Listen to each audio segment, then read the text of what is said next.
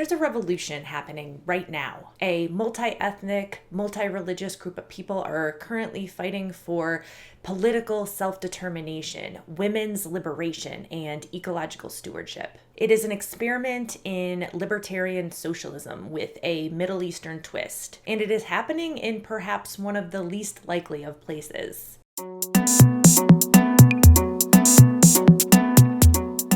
In the war-torn country of Syria lies a region known as the Democratic Federation of Northern Syria, or more commonly referred to as Rojava. Here we find a radical shift taking place. A philosophy and project of self-governance inspired by a Kurdish leader currently serving a life sentence in prison in the Sea of Marmara has emerged onto the world stage. And if I'm being honest, I'm quite frustrated with the way the situation has been framed. In mainstream Western media, the story is either largely ignored or the complete opposite. It's sensationalized, often depicting these very fetishistic images of the all-female militias fighting ISIS as these badass chicks, never really getting to the core of what they're actually fighting for, never really illustrating how radical this movement truly is. I guess that isn't so shocking, though. I mean, we can't really expect CNN, for example, to be praising the socialist underpinnings of the movement. What I don't get, though, is the cynical condemnation by leftists, too ideologically pure to realize that what they've been studying for years in their textbooks is actually being tried out right now in real life. Is it messy? Absolutely. Have they had to make some unsavory strategic alliances with imperial powers? Yes. But war is messy. Revolution is never going to play out in real life the way that it does in theory. And if you're one of the cynics currently casting judgments from your comfy homestead, furiously typing away on your computer about how they're getting it wrong, that is a privileged position indeed, and one that completely ignores the literal life or death circumstances these people are facing right now. Not to mention, it's exactly what the hegemonic powers at play want. The powerful thrive on our division. They seek to sow seeds of mistrust, alienate us from one another, and then sit back and watch us tear each other apart. Watch us misdirect our anger and our outrage on each other instead of at them. I, for one, am just really sick of the infighting. I'm sick of the purity politics. And there's just something really irksome about a bunch of intellectual spectators casually condemning a project they haven't even participated in. And to quote David Graeber, this attitude only makes sense if you've secretly decided that real revolutions are impossible. This attitude of leftist defeatism is a topic for another video, which I would like to do in the future. But for now, I will just say this. If you can look at the powers at play in Syria right now, if you can look at Assad, perpetrator of war crimes, state-sponsored torture, and chemical attacks against his own people, Turkish dictator Erdogan, committer of over 70 genocidal massacres of the Yazidi population alone, currently restricting Rojava access to life-saving medications and supplies through embargo, and simultaneously planning its next invasion. Trump, who just today, as I'm taping, announced plans to evacuate US forces from Syria, thereby screwing over their Kurdish allies and allowing them to be slaughtered by Turkey. ISIS, I mean, if you can look at all of these players vying for power and influence in Syria right now, and tell me that they are more deserving of your support than the people in Rojava, the majority of whom have been so horribly oppressed by these various countries as to be almost unimaginable, I mean, then I honestly don't know what to say to that then. To me, the choice is obvious, especially if you call yourself a revolutionary. Okay, so that's all I'm gonna say about that. Let's take a look what's actually going on in Rojava. How did a revolution centering women, ecology, and direct democracy come out of an extremely authoritarian, patriarchal country in the Middle East? Turkey's invasion. That the Assad regime used chemical weapons. Kurds are carving out their own statelet called Rojava. Syria has been engaged in an ongoing, multi-sided armed conflict since 2011, beginning as part of the Arab Spring protests, which spread throughout the Middle East and resulted in an uprising against the Ba'athist government of Bashar al-Assad.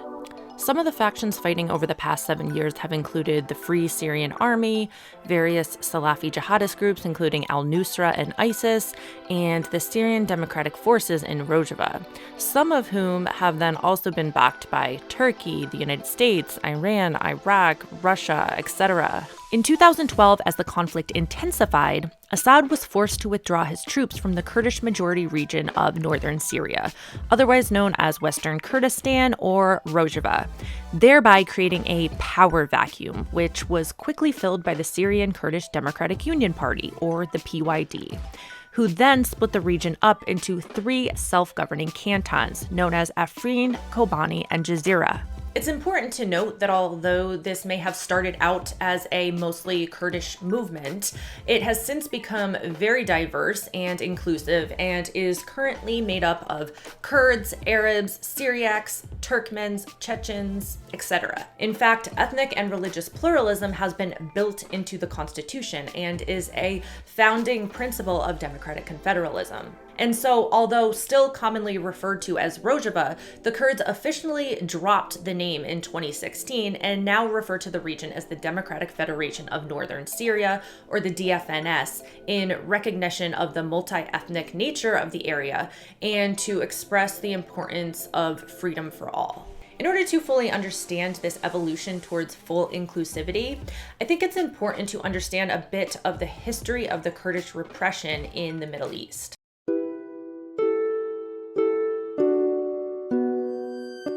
So the Kurds are an ethnically non-Arab group of some 28 million people inhabiting a region known as Kurdistan, which spans adjacent areas of Turkey, Iran, Iraq, and Syria.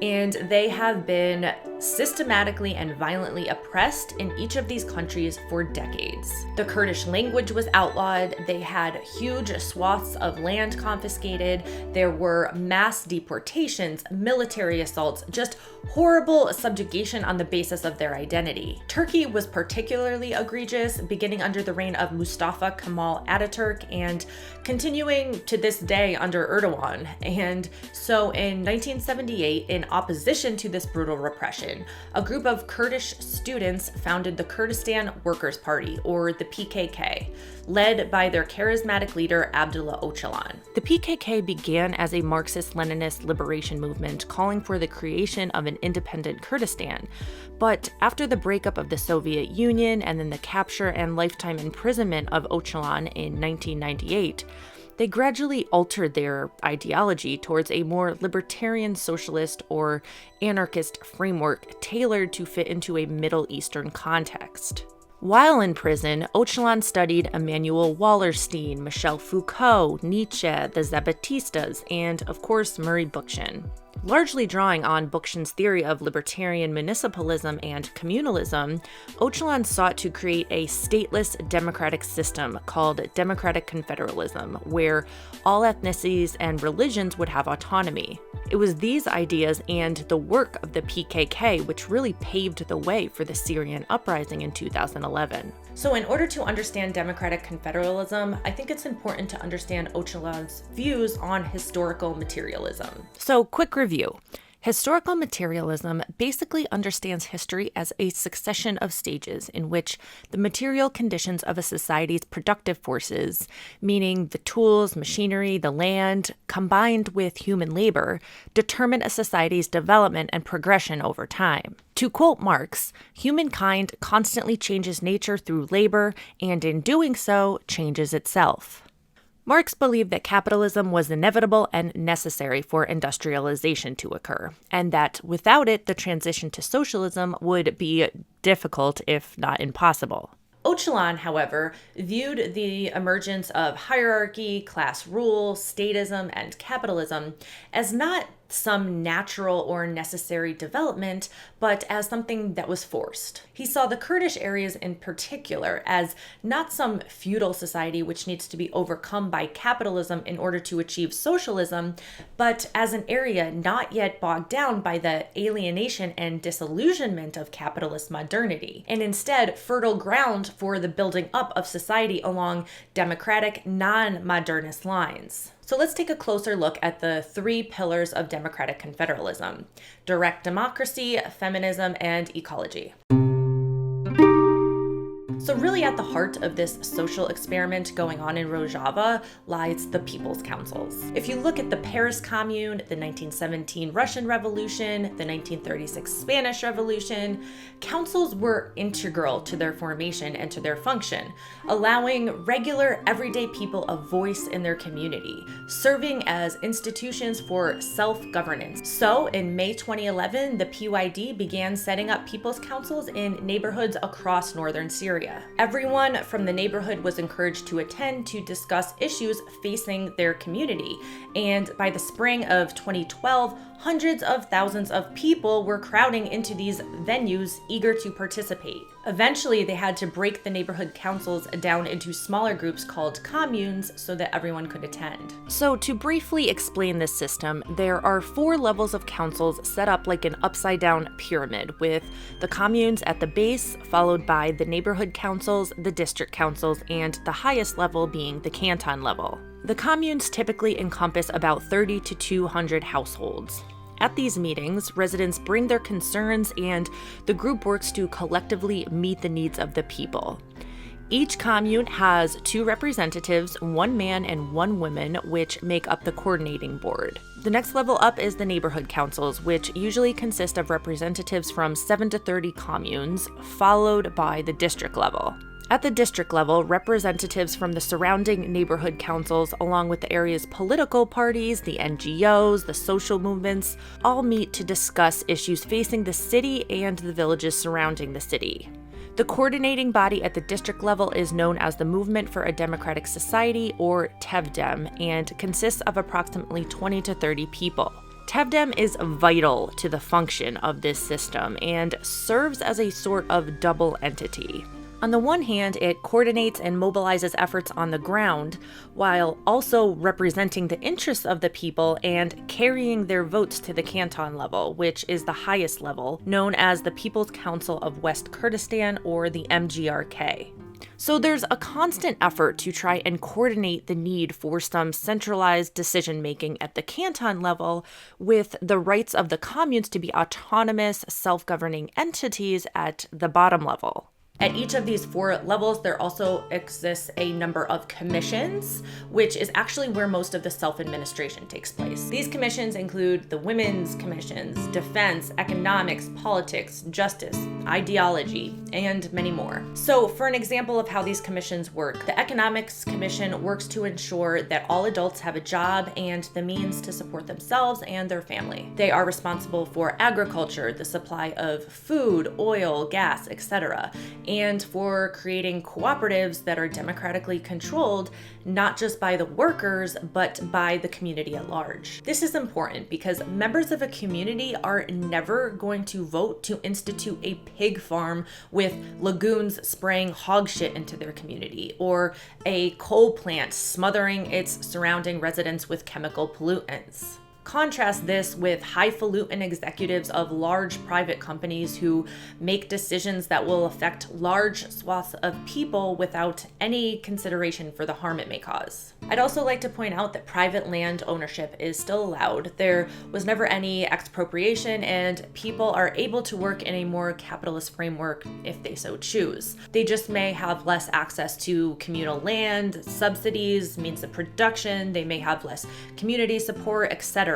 So while the goal is to eventually move to a more communist or socialist economic framework, they aren't forcing it on the people. At every level, representatives from councils and commissions are subject to immediate recall if they don't fulfill the wishes of the majority. Also, in order for any meeting to have quorum, 40% of the attendees have to be women, and there are also certain quotas to ensure that all ethnic groups achieve representation as well.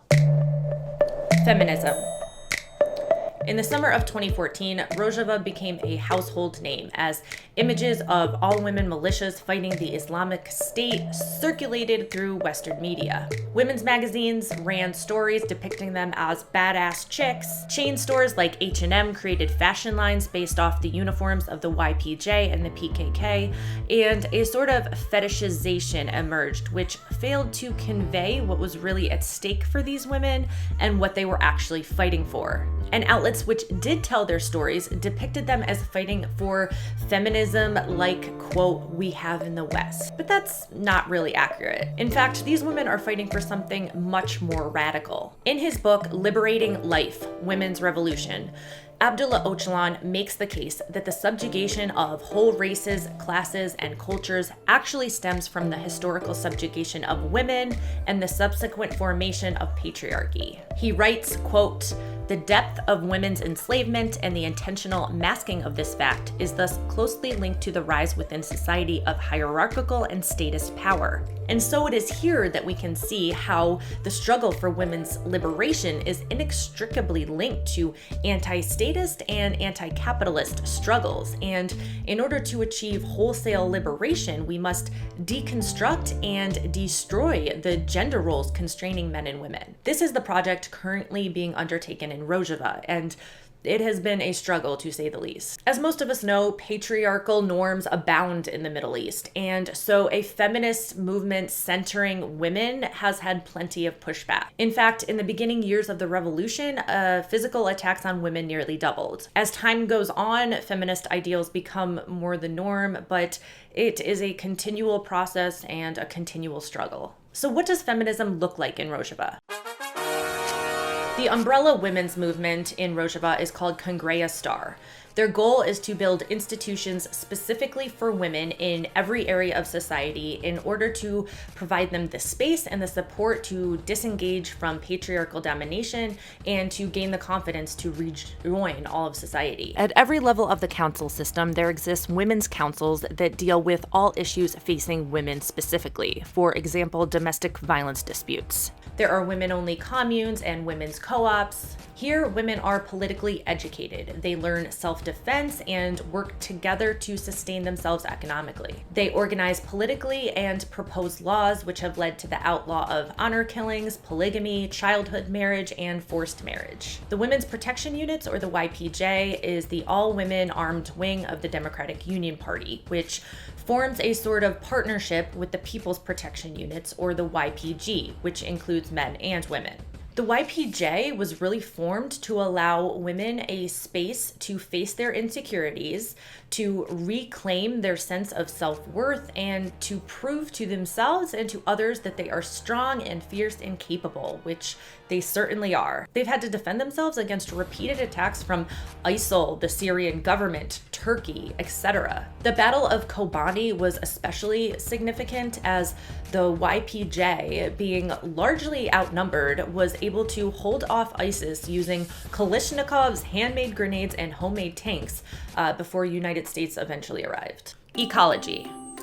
Rojava is currently facing an uphill battle, trying to repair centuries of devastation caused by deforestation, monocropping, and industrialization. And particularly insidious has been the past few decades under the Ba'ath regime, whose priorities included an exponential increase in urban development, excessive investment projects, etc., all under the guise of progress and neoliberal hegemony. As I discussed in my video on social ecology, which I will link in the description below, industrial capitalist ideology sees human society as separate from and superior to the natural world, almost as if we live on top of nature or something. And as industrialism and urbanization take over, people not only become isolated from each other, but from nature as well. A logic then emerges where people somehow believe that they have every right to use and abuse, to exploit and extract nature's resources. After all, economically speaking, loss of biodiversity, climate change, neurological ailments resulting from pollution, these are just externalities not to be fretted about, right? I mean, we can always just count on technology to block out the sun or manufacture temporary treatments to life's totally natural diseases, right? Well, not exactly. The plundering of our ecosystem is not just ecologically devastating, but socially devastating as well. Every time a dam is built or a new pipeline constructed, the potential for human rights violations soar. Environmental issues must be understood as cultural, social, economic, and political issues. The Kurdish freedom movement realized this in the 1990s and so worked to create an ecological program alongside their program of direct democracy and gender equality. Climate change management, nature conservation, and species preservation are issues that just can't be resolved within a system based on infinite growth, infinite resource extraction. And so these three pillars, direct democracy, gender equality, and ecological sustainability, are inextricably linked with one another and must work in conjunction with one another to create a truly sustainable world. So that's a very basic rundown of democratic confederalism and what's going on in Rojava. Before I end, though, I think it behooves us to discuss the significance of the various geopolitical interests in Rojava and why it's so vital that we support our fellow comrades in their struggle right now. Turkey is the absolute worst in every way. Erdogan has been launching attacks almost daily on the border and on the front lines since about 2015. And in March of this year, 2018, Turkish-backed Syrian rebels seized control of the Afrin canton, devastating Kurdish hopes for self-administration there. Turkey has been repressing its own Kurds for so long and is so afraid that Kurdish liberation in Syria will spread to Turkey. Erdogan is willing to do just about anything to shut them down, including supporting ISIS, by the way. In fact, the success of democratic autonomy in Rojava would interfere with the plans and strategy of all NATO states, and so no one really has any interest in Rojava's long-term success. Turkey, along with Iraq and ISIS, have all implemented embargoes, cutting the region off from outside support. And so although Rojava sits on a bed of wheat and oil, it basically can't sell any of its products, it can't refine its oil, medicine and baby formula is scarce, and so infant mortality has increased, and the price of imported goods has skyrocketed. South Kurdistan in Iraq, although technically independent, relies heavily on Iraq's central government for petrodollars and on Turkey for manufactured goods and investment capital, and so basically follows Ankara's policy wishes whatever they do. And so they are very much repressing the Kurds in Rojava as well. The United States has supported Rojava in the past, particularly in their fight against ISIS, but only in order to increase their own influence in the region. And as I stated before, Trump has apparently announced that ISIS is defeated now, and so is pulling all of the US troops out of Syria, and so just entirely screwing over the Kurds in every possible way. Iran and Russia both support the Assad regime. Russia's interest lies in maintaining a foothold and expanding its military presence in the Mediterranean, where they have access to warm water ports in Tartus and Latakia. Iran's interest lies in their fears that the overthrow of Assad could result in a Sunni government, which would then ally with Saudi Arabia and further isolate them from the region. And it could also interfere with Tehran's arms sales to Hezbollah. And that's just a tiny glimpse into the geopolitical mess that is Syria right now.